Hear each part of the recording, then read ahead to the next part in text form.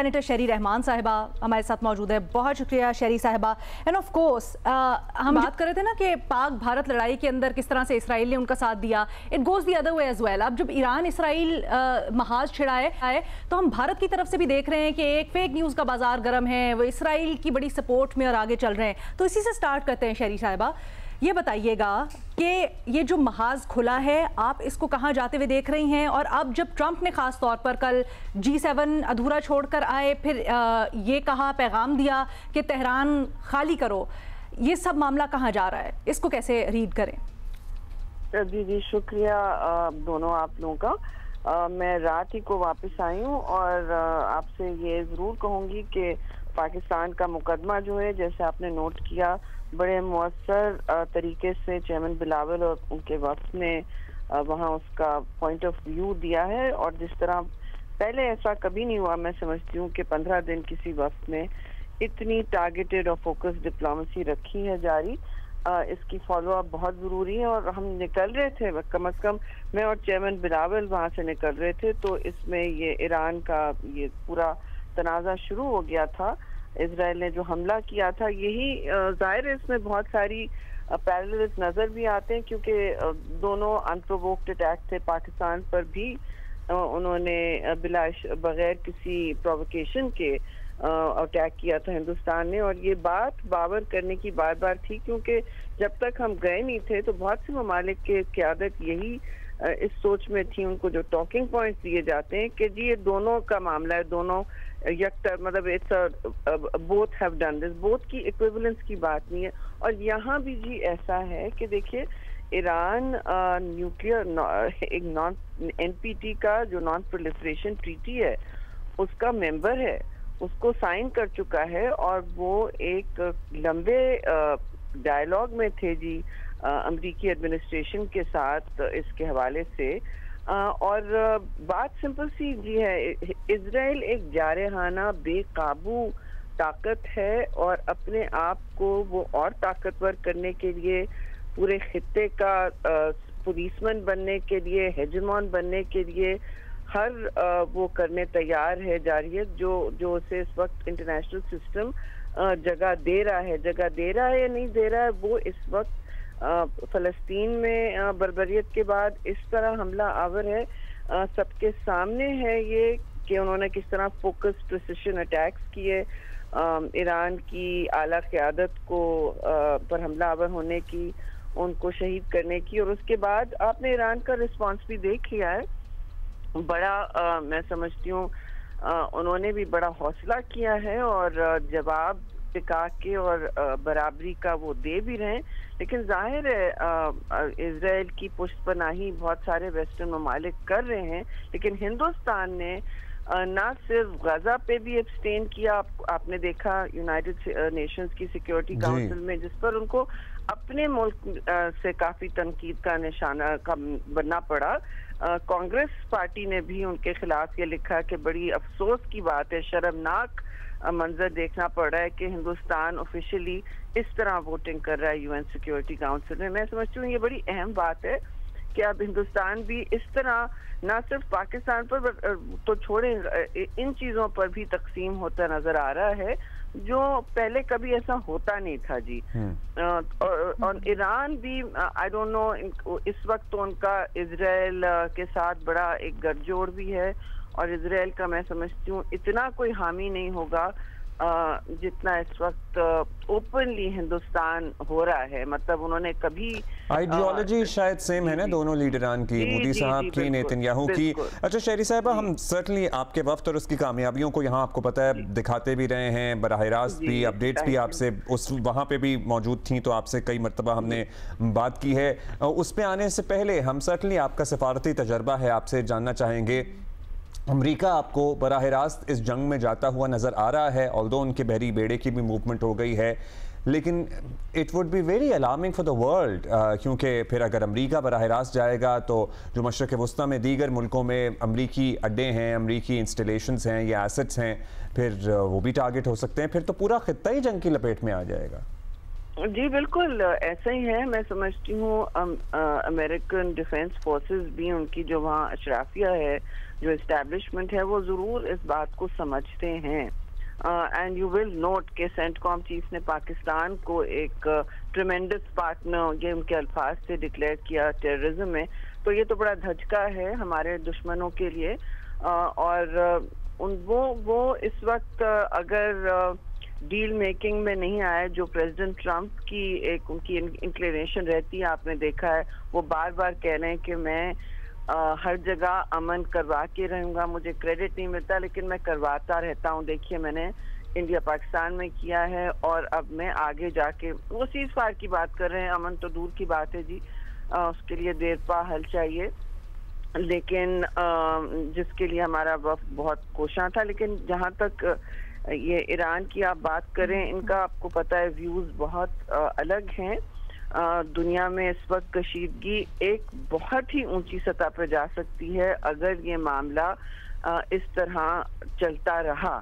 یہ دیکھیں اس جنگ کو خاص طور سے مڈل ایسٹرن کی جنگیں, چاہے وہ تیل کا حوالہ ہو اور پھر عسکریت کے حوالے سے اسٹریٹجکلی اس کی بہت اہمیت ہوتی ہے. اور آگے جا کے اگر یہ بڑھتا چلا گیا اور ان آگوں کو بجھایا نہیں گیا تو میں سمجھتی ہوں کہ بہت یہ جنگ جو ہے کنٹین نہیں, محدود نہیں رہ سکے گی جی. ایک بڑی تشویشناک بات ہے. تو سینیٹر صاحبہ آپ کا اپنا سفارتی تجربہ, پھر آپ نے بڑے کلوزلی یہ سب کچھ مانیٹر کیا, ابھی آپ خاص طور پر دنیا کی بھی ایک فیل لے کے آئی ہیں, بڑے بڑے تھنک ٹینکس میں ان کی کہ کیا اس معاملے کے اوپر ان کی سوچ ہے.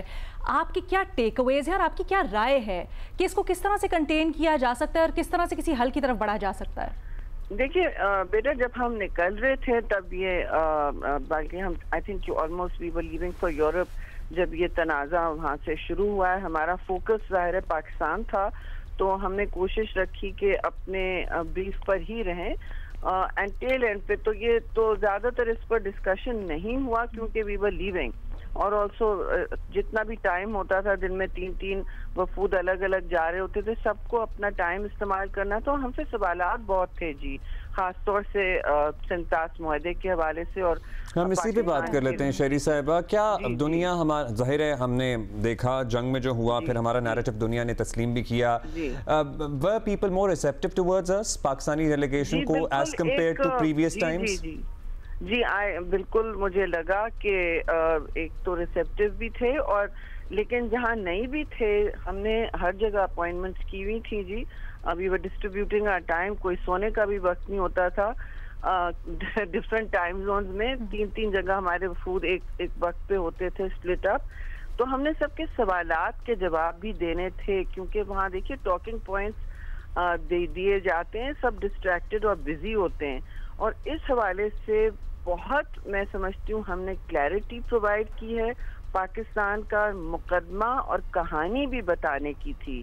اور چیئرمین تو اسے ہائی لیول پہ کر رہے تھے, وہ 8 بجے سے صبح اپنے انٹرویو شروع کر دیتے تھے. میڈیا والے انٹرویو سٹیک اپ ہو رہے ہوتے تھے اور پھر میٹنگز ان کی شروع ہوتی تھی. تو اس طرح think tanks, media as well as دوسری میٹنگز گورنمنٹ میں جہاں اور پارلیمنٹ میں کر رہے ہوتے تھے.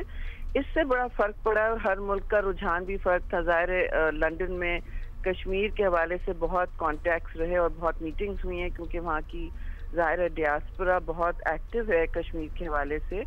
تو ہر جگہ سوال بہت اٹھے ہیں, اور جو بھی ابہام تھا ڈیسیشن میکرز کے ذہن میں یا انفلوئنشل لوگوں کے ذہن میں, وہ ہم نے کلیئر کیا کہ برابری کی ایک تو یہ جنگ نہیں تھی جی. مطلب یہ ہم نے نہیں, یہ ہر جگہ یہ تھا بوتھ سائڈ, یہ بوتھ سائڈزم نہیں ہونے دیا ہم نے. انہوں نے جنگ مسلط کی جس طرح ایگزیکٹلی اسرائیل نے جنگ ایران پر مسلط کی. یہ تو بالکل جوائنٹ ایک طریقہ کار ان کا رہا ہے. تو ہم نے کہا کہ دیکھیے ہم 2 نیوکلیئر اسٹیٹس ہیں, لیکن ہماری ہر جگہ میچورٹی اور ریسٹرینٹ اسٹریٹجک تحمل کے ساتھ بیہیویئر رہا ہے, اور اس کے ایگزامپلس دیے. پھر سنتاس معاہدے پر بہت سوال ہوئے کہ تشویش بھی تھی کہ اچھا یہ آپ لوگوں کی ٹریٹی کو یک طرفہ طور پر معطل کرنے کی کوشش جو ہے, یہ ہم اس پر تشویشناک ہیں, اس پہ ہمیں انفارمڈ رکھیے گا. اور آگے جا کے کیا ہوتا ہے، یہ ساری باتیں ہوئیں اور دہشت گردی پر ظاہر سوال ہر جگہ ہوئے ہیں۔ اچھا شہری صاحبہ، جب آپ لوگ جا رہے تھے اور درمیان میں بھی ایک بڑا ٹاپک آف کانورسیشن رہا کہ دونوں ملک بیٹھیں اور کچھ مذاکرات کی میز پر آئیں، چاہے وہ کہیں سے بھی آغاز ہو کسی بھی ایجنڈا کے اوپر، اس سلسلے میں کیا آپ کو تجاویز ملی یا پھر وہاں پر آپ نے کیا مدعا سامنے رکھا؟ جی بالکل، تجاویز یہی تھیں کہ کوشش کر کے آپ لوگ تنازعات، دونوں سائڈ تنازعات کم کریں، تو ہمارا جواب یہ تھا کہ جی تنازع میں پاکستان کا ہاتھ نہیں ہوتا۔ انہوں نے جس طرح بغیر اشتعال یہ جو کام کیا ہے، جنگ مسلط کر دی ہے اس خطے پر، اور ان 87 آورز میں جس طرح ایسکلیٹ کی یہ جنگ، جتنی اونچی تیزی سے بڑھی، یہ بڑی تشویش کا باعث ہونا چاہیے آپ سب کے لیے، اور اس لیے کہ یہ اس ایسکلیشن کو، اس بڑھاؤ کو، خطرناک بڑھاؤ کو پاکستان نے ہوا نہیں دی۔ یہ تیل بھی انہوں نے ڈالا اور آگ بھی انہوں نے جلائی، اور اس کو شروع بھی انہوں نے کیا اور اس کو بڑھا بھی رہے تھے۔ تو جب سیز فائر کی جو بات ہوئی اور سب نے کہا اچھا سیز فائر اچھی بات ہے، تو چیئرمین نے بار بار باور کیا، بلکہ شروع اس سے ہوتے تھے کہ یہ جو سیز فائر ہے، اس سے آپ لوگ یہ نہ سمجھیں کہ یہ کوئی پرماننٹ امن کی طرف جا رہا ہے۔ مودی سرکار جس طرح دھمکیاں دے رہی ہے روز آئے دن، اور ان کی سرکار جس طرح دھمکیاں دے رہی ہیں، آپ لوگ اچھی طرح سمجھ لیں کہ وہ کوئی منطقی یا پرامن بات کرنے کے قائل نہیں ہیں۔ تو بھارت کا جو، اور پرٹیکولرلی سنتاز معاہدے کی جو معطلی ہے اور پانی کا کھیل بھارت کبھی ہمارے دریاؤں میں پانی کھول دیتا ہے، کبھی روک دیتا ہے، اس پہ دنیا کا کیا سٹانس نظر آیا؟ بیکاز obviously دنیا میں اور بھی ممالک اس پہ ماضی میں جنگ کر کے سیٹل کر چکے ہیں معاملات، اور ہم نے بھی مذاکرات کے ذریعے سیٹل کر لیا تھا۔ اب نئے سرے سے دنیا پانی پہ لڑے گی؟ ایگزیکٹلی یہی بات ہے۔ یہ ایک ڈینجرس پریزیڈنٹ بار بار کہتے تھے کہ ایک نہایت خطرناک مثال قائم کر رہا ہے، رقم کر رہا ہے ہندوستان اس طرح معطل کر کے، اور یہ بھی پوچھا گیا، every one was very interested in this across the board, کہ جی پانی کو ہتھیار کی طرح استعمال کیا ٹرانس باؤنڈری ریور کو، تو آپ لوگوں پر ابھی سے اثرات کیا ہیں؟ تو یہ بتایا کیا کہ دیکھیے ان کے کنسٹرکشنز ماضی میں کیا رہے ہیں، ہم کیا کیا جیتے بھی ہیں، بگیہار ہوا، کشن گنگا ہوا، اور اب جو آگے جا کے انہوں نے جب 5 دن کا جب یہ پانی چھوڑ بھی دیتے ہیں یا کم کر دیتے ہیں، چناب میں، جہلم میں ہی ہوتا ہے، چناب میں ہی فلڈنگ ہوتی ہے یا پانی کی رکاوٹ ہوتی ہے، تو ہمارا جو سوئنگ سیزن ہے، جب چاہے وہ خریف ہو یا ربی ہو، کسی نے کچھ پلیج کیا کہ اگر اس طرح کی جارحیت یا کوئی مدعا ہوتا ہے تو اس کے اندر وہ ایک کنسٹرکٹیو رول یا پھر کچھ آگے بڑھ کر قدم اٹھائیں گے؟ دیکھیے یہ ہمارا پہلا قدم تھا اس پورے مشن پہ، تو پلیجز تو اس وقت اتنا تو یہ ہے جی کہ سب نے کہا کہ دیکھیں ہم بالکل نہیں چاہتے، خاص طور سے امریکہ سے لے کے یورپین یونین کا تو کلائمیٹ اور واٹر کے حوالے سے بہت گہری نظر ہوتی ہے جی، تو ان کا کمٹمنٹ بھی ہے، اور انہوں نے ایک بات بھی کی بار بار کہ اس پر ہمیں انفارمڈ رکھیے۔ امریکہ میں بھی کانگریس مین نے کہا، جاتے جاتے یہ بتا دیجئے گا بس شہری صاحبہ کہ یہ جو اب کانفلکٹ ہے، آپ اس کا حل کیا دیکھ رہی ہیں، آگے اس کو اس طرح بڑھتے ہوئے دیکھ رہی ہیں، اور خاص کر کیا سمجھتی ہیں گلف ممالک اور یہ جو گلف ممالک ہیں ان کو درمیان میں کیا اترنا چاہیے جب سگنلز ایسے آ رہے ہیں کہ شاید امریکہ اترے؟ تو جی دیکھیے، اگر جیسے آپ نے کہا امریکہ اترے، اگر اپنا فورس یہ ایک طرف لگائے گا بجائے ثالثی کے، تو ظاہر ہے جنگ تو پھر ایک ایسی سب کو لپیٹ میں کرے گی، بالکل جنگ عظیم آپ کہہ سکیں کہ تیسری جنگ عظیم کی بات ہو گئی نا۔ لیکن اگر امریکہ ثالث بنے گا اور بیچ میں کوشش کرے گا امن کی، جو وہ کر سکتا ہے، ظاہر ہے جی نیتن یاہو اگر کسی کی سنے گا تو ان کی سنے گا، وہ عالمی دنیا کو کچھ نہیں سمجھتے، یونائٹڈ نیشنز کو ٹھکراتے ہیں بار بار، تو طاقت کا ان کا جو اس وقت نیکڈ ڈسپلے ہے اس میں ثالثی اگر امریکہ کرے گا، جو تو آپ نے پریزیڈنٹ ٹرمپ کی بار بار بات سنی، وہ کہتے ہیں کہ ہاں ہمیں تو پہلے انہوں نے کہا کہ ہمیں پتہ نہیں تھا، اب وہ کہہ رہے ہیں کہ وہ ثالثی کرنے انٹرسٹڈ ہیں، یعنی وہ امن چاہتے ہیں اس جنگ کو اسپائرل، تو آئی تھنک اس طرح اگر وہ آگے چلیں تو پھر کچھ ہو سکتا ہے، نہیں تو شاید کوئی حل نکل سکے گا۔ بہت شکریہ آپ کا، تھینک یو شہری صاحبہ۔